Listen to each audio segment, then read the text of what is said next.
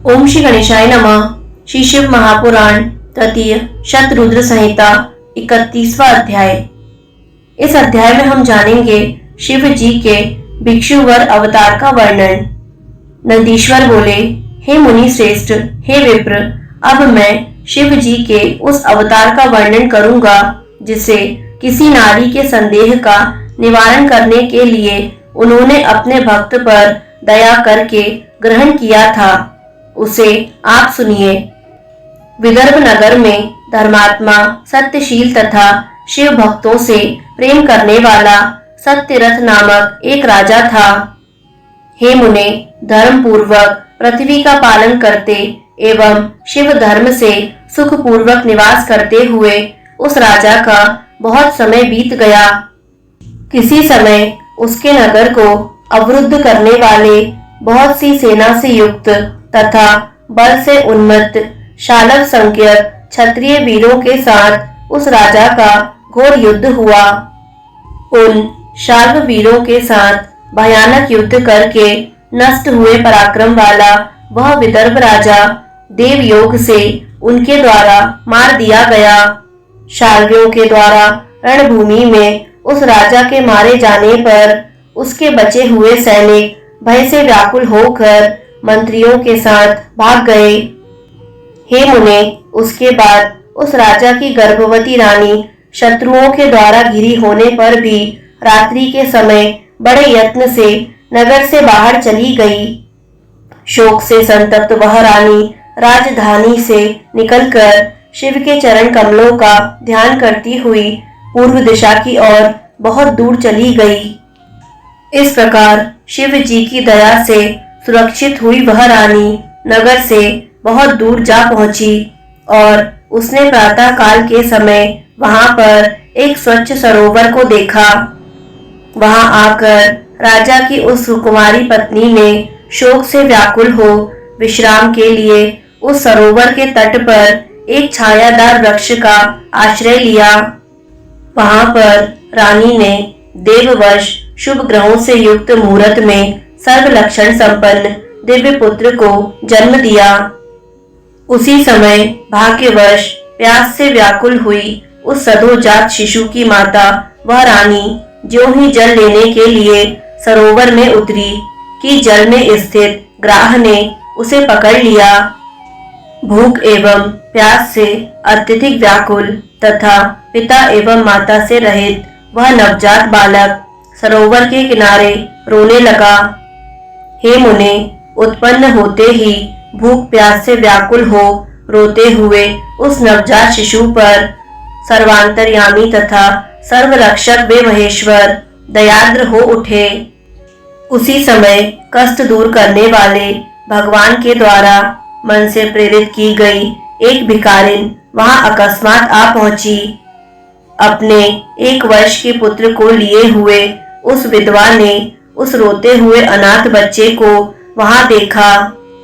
हे मुने, उस बालक को निर्जन वन में देखकर वह ब्राह्मणी अत्यंत आश्चर्यचकित हो अपने हृदय में बहुत विचार करने लगी। अहो, मैंने इस समय बहुत बड़ा आश्चर्य देखा जो असंभव एवं मन तथा वाणी से सर्वथा अकथनीय है। तेजस्वियों में श्रेष्ठ इस बालक का अभी तक नाल छेदन नहीं हुआ है और यह मात्र विहीन हो रोता हुआ अकेला ही पृथ्वी पर लेटा हुआ है।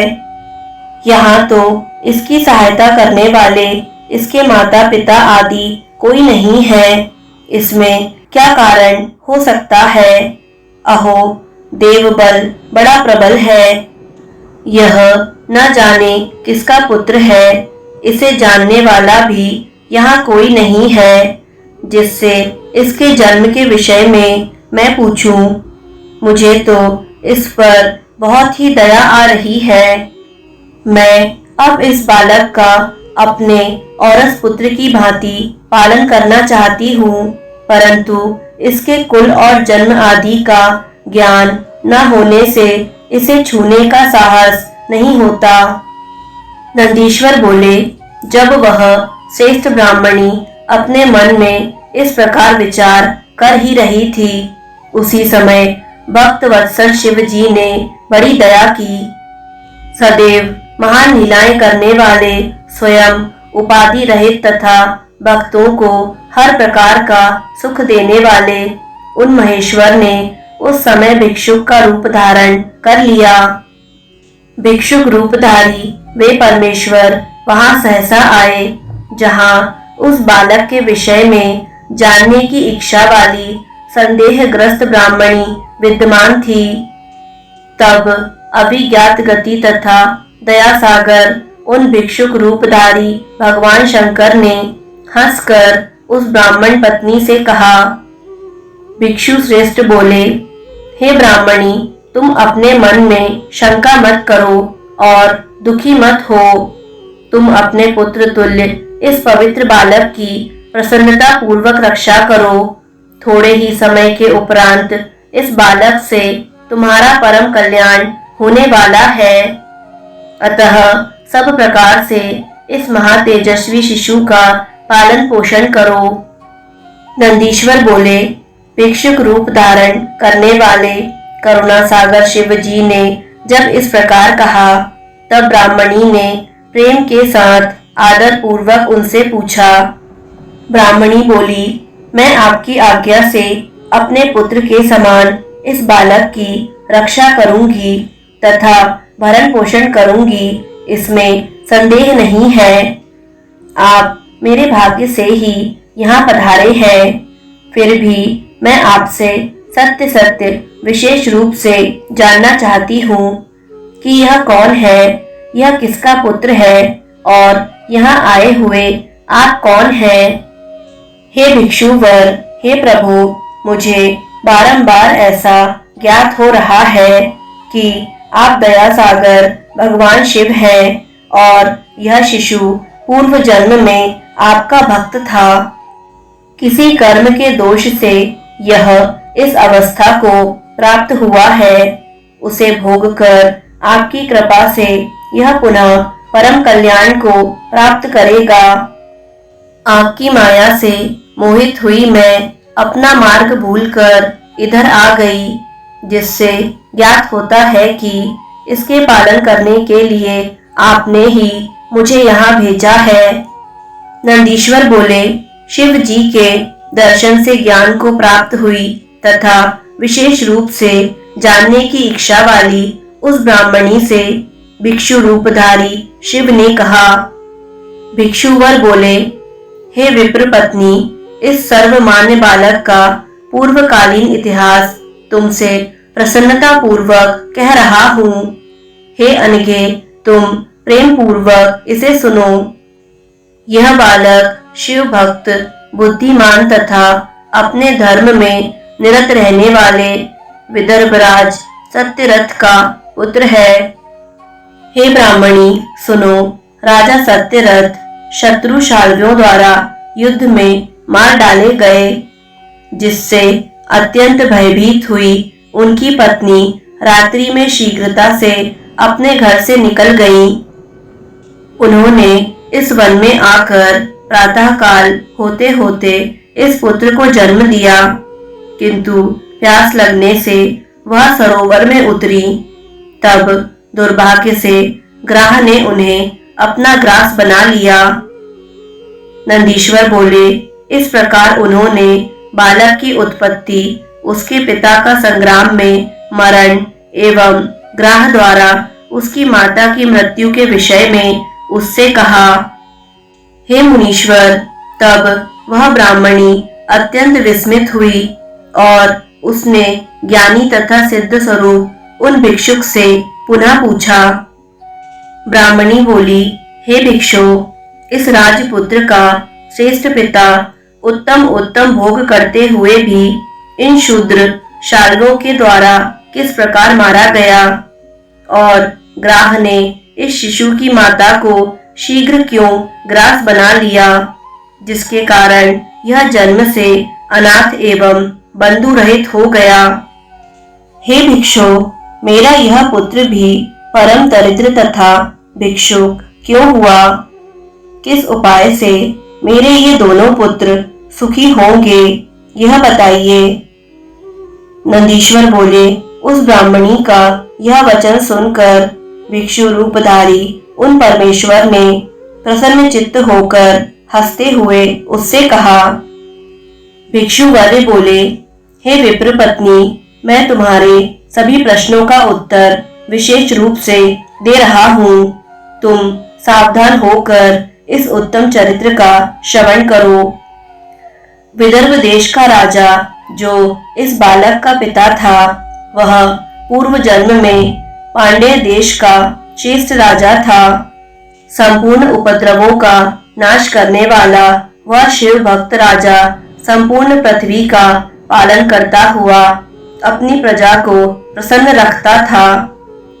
किसी समय उसने दिन में निराहार रहकर नक्त व्रत करते हुए त्रयोदशी के प्रदोष काल में शिव की पूजा की। जब वह प्रदोष काल में शिव जी का पूजन कर रहा था, तभी नगर में बड़ा भयानक शब्द हुआ। उस भयावह ध्वनि को सुनकर वह राजा शत्रु के आक्रमण की आशंका से शिव अर्चन का परित्याग कर घर से बाहर निकल पड़ा। इसी समय उसका महाबली मंत्री भी शत्रुता करने वाले सामंत को साथ लेकर राजा के निकट आ गया। अत्यधिक क्रोध से व्याकुल राजा ने उस शत्रु सामंत को देखकर बिना धर्माधर्म का विचार किए निर्दयता के साथ उसका सिर कटवा दिया। उस शिव पूजा को समाप्त किए बिना ही अपवित्र तथा नष्ट बुद्धि वाले राजा ने रात में प्रेम पूर्वक भोजन किया, जिससे वह मंगलहीन हो गया।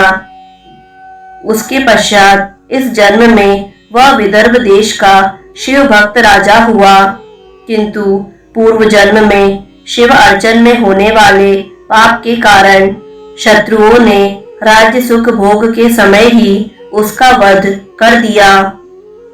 पूर्व जन्म में जो उसका पुत्र था, वह ही इस जन्म में भी हुआ है, किंतु शिव पूजा के व्यतिक्रम से यह सारे ऐश्वर्य से रहित है।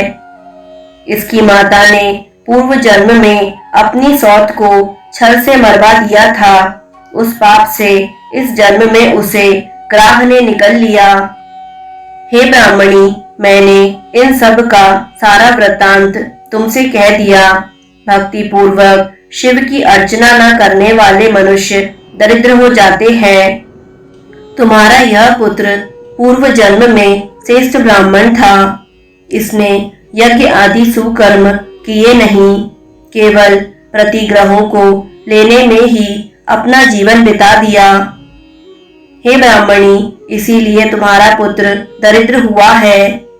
उन दोषों को दूर करने के लिए तुम शंकर की शरण में जाओ और इन दोनों बालकों को लेकर शिव जी की पूजा करो। इन दोनों का यज्ञोपवीत हो जाने के पश्चात शिव जी कल्याण करेंगे। नंदीश्वर बोले, उसे ऐसा उपदेश देकर भिक्षु रूपधारी भक्त वत्सल भगवान शिव ने उसे अपना उत्कृष्ट स्वरूप दिखाया।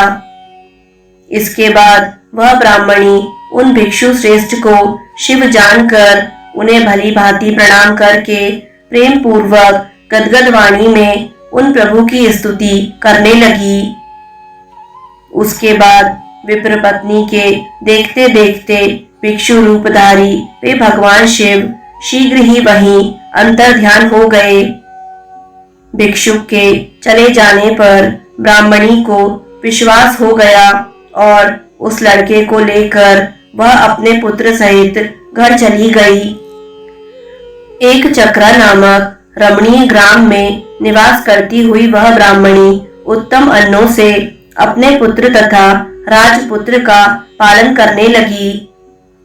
पुनः ब्राह्मणों ने उन दोनों का यज्ञोपवीत संस्कार संपन्न किया। वे दोनों शिव पूजा में तत्पर हो अपने घर में बढ़ने लगे। हे तात, वे दोनों ही शांडिल्य मुनि की आज्ञा से नियम में तत्पर होकर शुभ व्रत करके प्रदोष काल में शिव जी का पूजन करने लगे। किसी समय ब्राह्मण पुत्र के बिना ही नदी में स्नान करने के लिए गए हुए राजपुत्र ने धन से परिपूर्ण एक सुंदर कलश पाया। इस प्रकार शिव जी की पूजा करते हुए उन राजकुमार और ब्राह्मण कुमार के सुखपूर्वक 4 महीने बीत गए।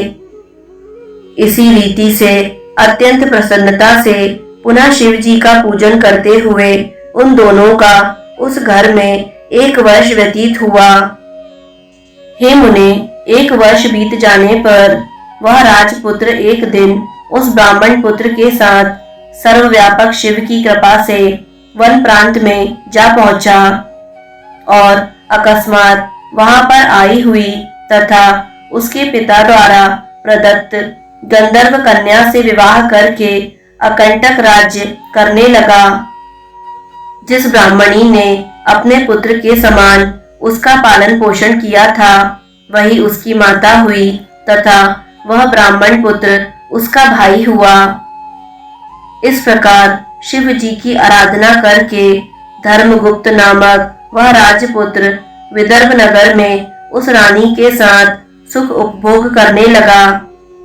हे मुने, इस समय मैंने शिव जी के भिक्षुवर अवतार का वर्णन आपसे कर दिया, जो धर्मगुप्त नामक राजपुत्र को सुख देने वाला था।